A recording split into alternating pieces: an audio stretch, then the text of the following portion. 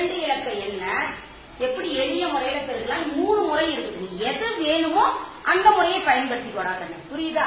இப்ப கவனி, இப்ப இந்த 5 நமக்கு தேவையில்லை. நேற்று ஒரு இலக்க எண்ணால எப்படி பெருக்கணும் சொல்லி கொடுத்த ஞாபகம் இருக்கு. அதே முறைதான். 3 2 என்ன 4 2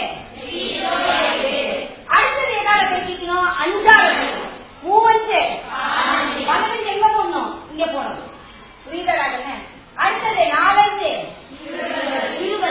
இது எப்படி போடுறதுன்ற ஒரு குழப்பம் வரும். நல்ல கவனி. இந்த மூளை விட்ட மாதிரி வருது. அப்படி இந்த டயகனலுக்கு நேரா வரணும். வந்துருச்சுன்னா கரெக்டா வரும். 5 கூட்டினா 6 1 8 2 கூட்டினா 10 மீதி என்னது? ரைட்டா? அதே மாதிரி இன்னொரு முறையிலையும் இருக்கலாம். இப்ப கவனிங்க, இதுல நல்லா கவனிடாக்கன்னு முதல் இங்க இருக்கக்கூடிய 1ஆவது ஸ்தானமும் 1ஆவது ஸ்தானமும் 3 5 15க்கு மீதி. அடுத்தது 10ஆவது ஸ்தானமும் 10ஆவது ஸ்தானமும் 4 2 8. ரைட்டாடா? இப்ப நல்லா கவனி, உள்ள இருக்கக்கூடிய 2 எண்ணையும் இருக்கிற 3 2 4 5 26 26 1 27க்கு மிச்சம் 8 2 10. கரெக்டா?